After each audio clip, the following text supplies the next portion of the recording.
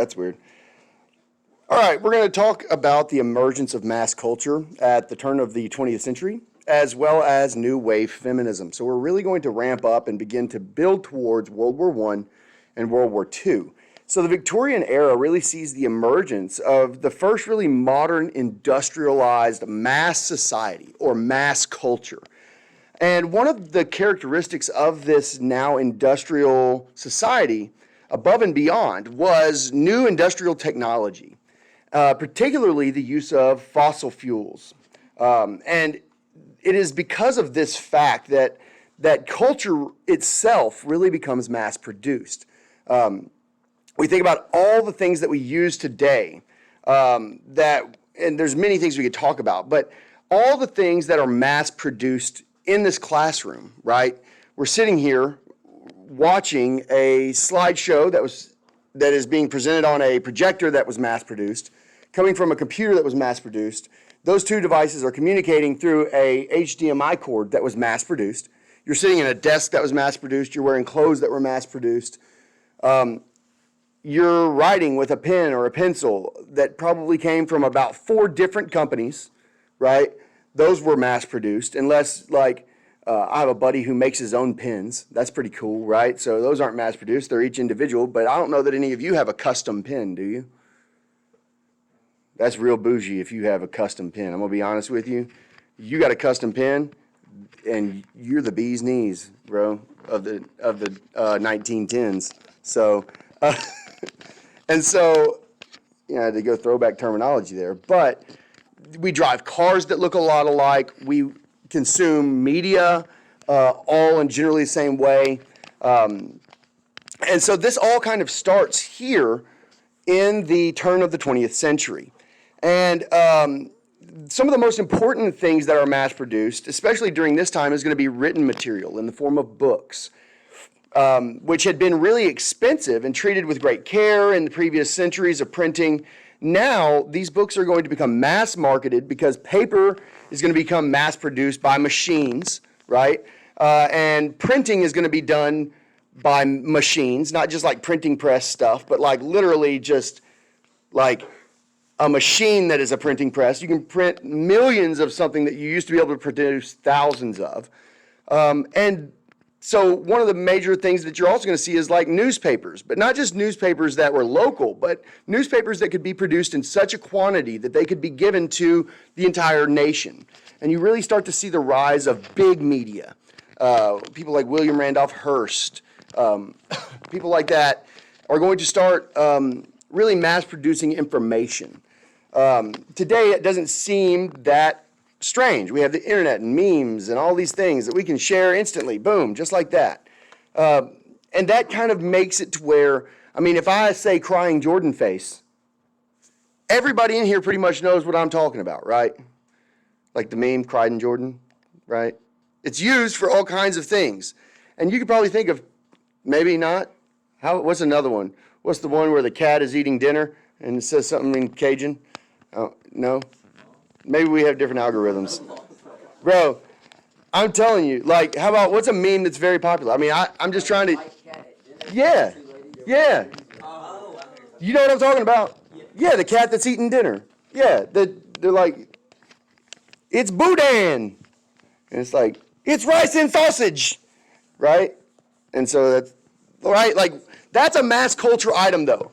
Something, and I'm just trying to explain to you what mass culture is. It's an item that's part of the culture that everybody kind of is aware of and understands. That didn't happen before. That's a worldwide thing, right? That all over the place, people have these pieces of the culture that everybody is aware of. That didn't happen before. You were very regional or local or within your country in your understanding of the world. Today, we can communicate all over the world, and it has created this mass culture idea. And, you know, it's really important that we understand that this is the starting point for that. So what is mass culture? Well, this is a good definition of it that you probably need to remember. Mass culture is a set of beliefs that are dominant in a society at a given point in time, okay? And so, you know, it's really important that we look at this and think about really how important it is to understand that this only is restricted. Your mass culture of today is very different than it was of last year, right? Think about that. All the different things that are super popular today may not have even existed last year, but now it's the culture thing to do, right?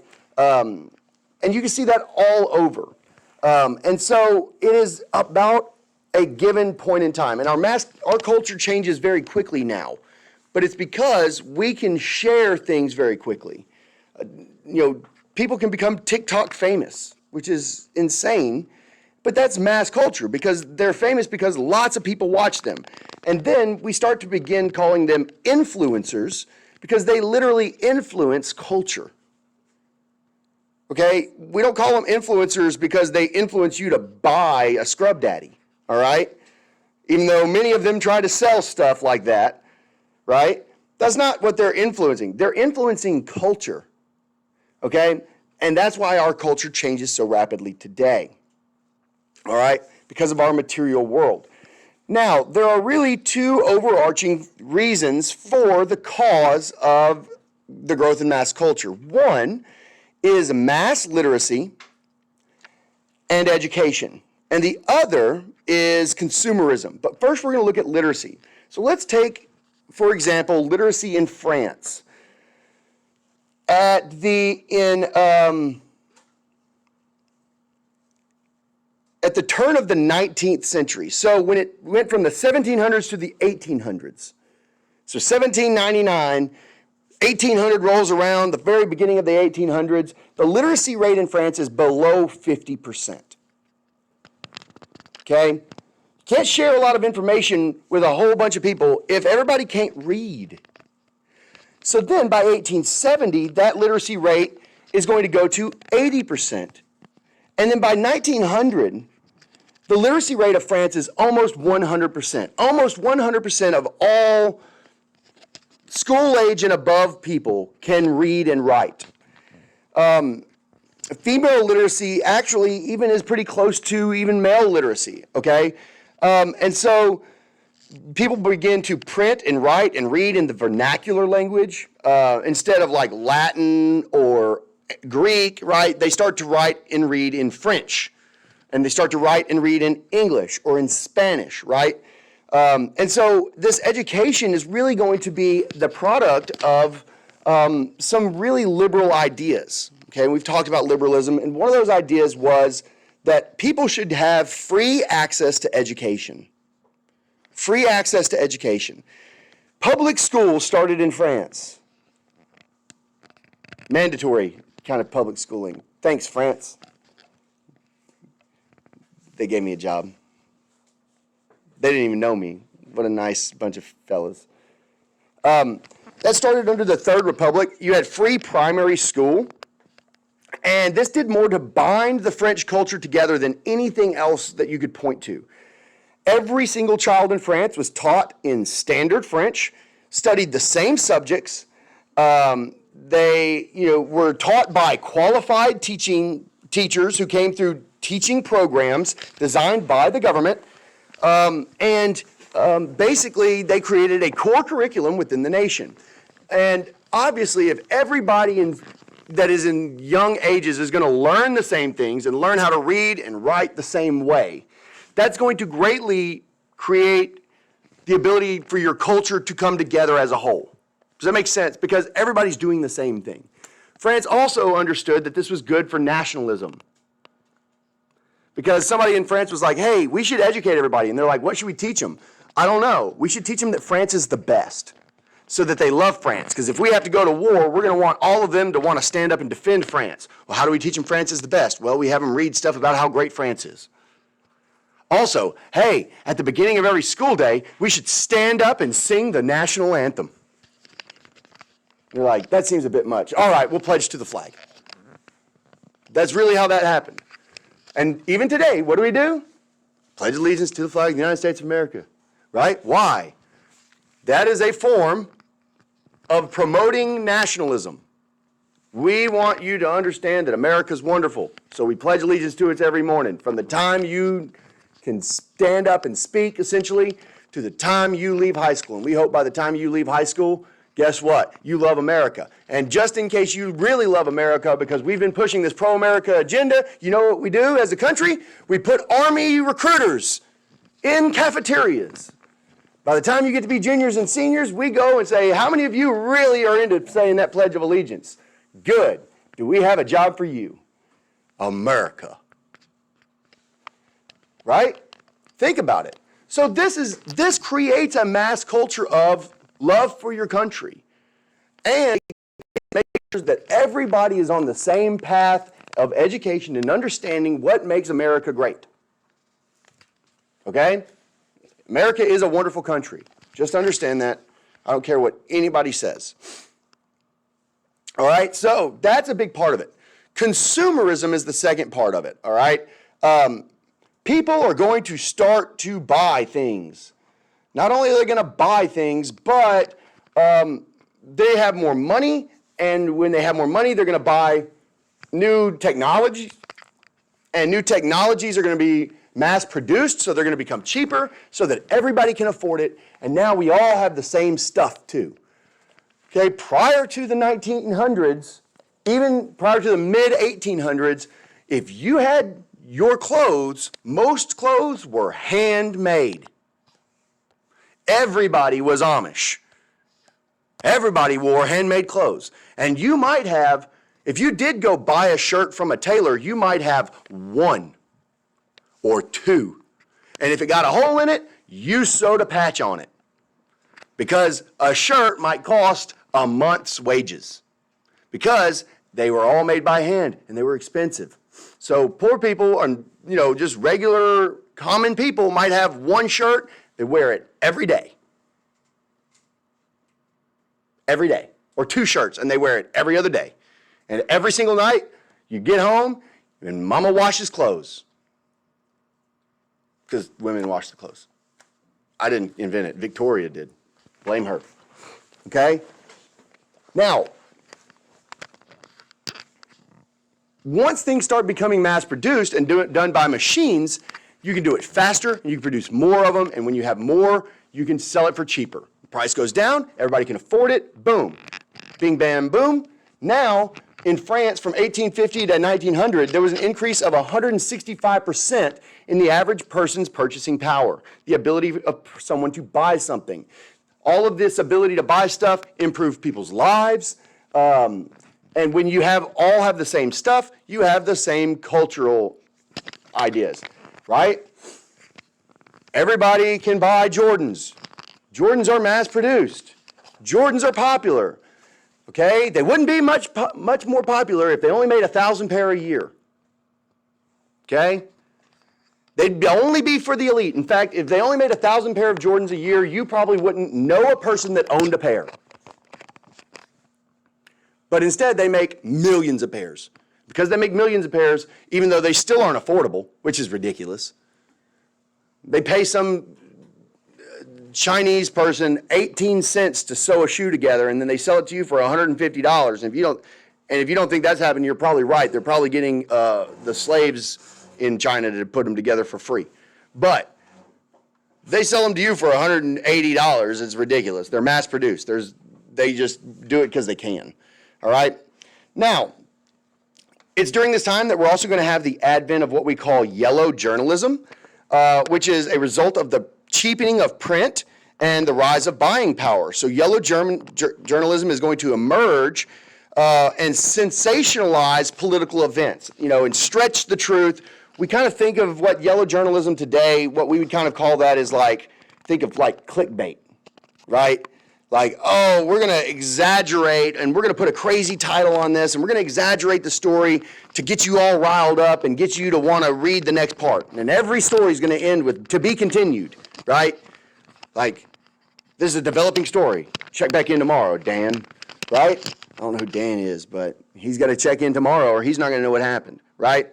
And so, you're going to have, especially in France and places like William Randolph Hearst, people like that, they're going to really cultivate scandal and create fake news and sensationalize the news in order to sell papers. And it's really important, like if you go to, the grocery store and you standing in line, all those newspapers that are like, Tom Cruise got abducted by aliens and he's really a lizard man in a zipper suit, right? Like the National Enquirer and stuff. That's yellow journalism. Think that, okay? I just want you to pick it up and buy it and then people did, because now people can read and people want to read everything, right? And so this is going to sensationalize political stuff. It's actually going to make a lot of problems for people, because you end up with kind of a distrust in the media, because you don't know if what they're printing is real or if it's just to get you to buy a paper, right? And I think that that's a very dangerous side of yellow journalism. But on the good side, they did a lot of work to expose corruption and do some of these things that did bring light to some of the problems that were being faced by the lower class and some of the corruption that's taking place in the upper class. So there was some good, but there's also some bad to that. But it's all about money. You also have the growth of consumerism with the advent of department stores, which is kind of a seismic shift in how things were acquired. Most places, if you wanted to buy something, you went to an individual, right? Like I said, you'd go to a tailor to get a shirt. Now you've got like Macy's. This is actually Macy's here in New York. You can see it, Macy's. And so you have like these department stores where, hey, they're going to buy things in bulk. They're going to have a whole bunch of them because they bought them in such large numbers. They can sell them for cheaper than anyone else. Everybody can go there and buy things. And everybody's going to basically have the same stuff. Because you're going to go buy the cheapest shirts that you can. Instead of having one shirt, you're now going to have 5 shirts. But so is everybody else. And it's going to be the same 5 shirts. Because those are the ones on sale. And that's the ones that everybody can afford. So now, slowly, instead of each of us having different clothes and stuff, we're all going to kind of start to look basically the same. We're going to dress the same. We're going to, you know what I mean? Except for the rich people who are like, well, we don't dress like that. We have fancy clothes, right? But most average people are going to do that. You have a variety of goods. They advertise everywhere. It's going to create a national identity through purchasing. Here is the Bone Marche in Paris. It was really the first real department store that was built in the 1840s. And it kind of went through a series of expansions until basically by 1906, it encompassed an entire city block, like a Costco. Or even Costco may not be that big. I don't know. But it took up a whole city block, okay? And it employed like 4,500 people. Everybody. So in the 1880s, it had about 10,000 clients a day. And then one day in February, they would have what was called its white sale. And they would have like 70,000 people show up in the month of February because they would have like super low prices on white linens. So like shirts and sheets and stuff. And you could go get it for reduced prices, kind of like the 1880s version of Amazon Prime Day, right? It's not quite like Black Friday, I guess. Black Friday's a little bit different. There's a different origin to that, right? This is called a white sale because they were selling white cloth. Black Friday, that's due to like at the end of the year. See, they don't get to learn this. This is a good Jeopardy question. At the end of the year, stores that have a lot of stock left over, a lot of times they have had to pay for all of those items, right? And because they have to pay for all of them to fill their stores up, what a lot of times that means is that they are in debt because they've invested a lot of money in stocking up items throughout the year that haven't sold, right? So what ends up happening is what we say when a company is currently not profitable because they have too much inventory, we say that that company's in the red. But once you get to the point that you've sold enough items to make a profit for the year, we say that that company is now in the black. So by the end of the year, when they start doing their tax stuff and start wrapping everything up and start doing end-of-year inventory, they needed a sale that they could put all the things that haven't sold very well throughout the year, and they can sell them for really cheap prices in order to get them out of the store so that they don't have to pay taxes on them at the end of the year. And the result of that would mean that they were going to be in the black. So they would do that on the last Friday of November, which is the Friday after Thanksgiving, and they would start calling it this is the Friday that we're going into the black, or Black Friday. And that's how Black Friday started. So not really important here, but I think it's interesting since it came up. You add it all together and you start to understand kind of what the implications of this mass culture are. Everybody's going to have, these goods. And so you also have writing and art and music and entertainment that are all going to become part of mass culture developing around the 1900s. Sports was a terrific example of mass culture. They do huge business, huge ratings. People buy the clothing to look like them. They put the sports logo on hats and everything that you can imagine. And it's a big, big, big business. And then people cheer for these teams. And there's a culture just around this idea of my team's better than your team, or we both like the same team. If you've ever been out of state or out of the country and you've seen somebody, if you cheer for the Saints, for instance, if you cheer for the Saints and you go out of the state or you go out of the country especially, and you see somebody else wearing a Saints shirt or a Saints hat, what do you instantly ask them? Hey, y'all from Louisiana? Right? And if they are, then all of a sudden you have this commonality. That's literally the definition of mass culture, that there is a cultural item inside of Louisiana, cheering for the Saints, that has a wider appeal than just in Louisiana, and that it can be found other places. It's a mass-produced culture that is enjoyed by people outside of just a small area. And so sports is one of the biggest examples of that. Also, when the Saints win and when everybody's going good, or LSU, what do you talk about the next day with all your friends and all that stuff? And then you go look it up online. What are other people saying about that? They won. This is great. Yay. It creates a culture of conversation. It creates a culture of art team. Yay. Right? Rah, rah, go us. Right? And that's mass culture. And so it's really interesting and kind of how to look at that and understanding that all of these are aspects of that. This is a really good slide that I'm just going to kind of let you look at. If we get a short response about, rise of mass culture, what caused the mass culture rise, what were the impacts of it, this is the slide you want to go look at right here, okay? Because this gives you a very good cause and effect and, cause and effect and then mass culture effect, right? Public education leads to higher literacy, which leads to mass market for books and newspapers. That creates mass culture. Improvement in communications means publications are cheaper and more accessible, mass market for books and newspapers.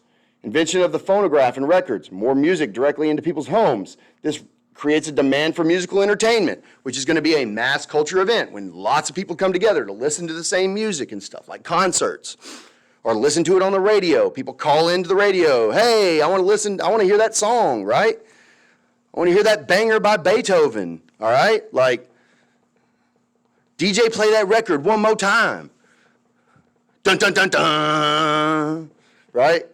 And so you have to understand that that's mass culture. That's what we're talking about, okay? Shorter work days and a shorter work week means that more people are going to have leisure time, which means there's going to be more demand for mass entertainment activities, which are then going to bring people together, okay? And so you really just kind of need to have a general understanding of what all of this mass culture does and how it arises and what are the implications of that.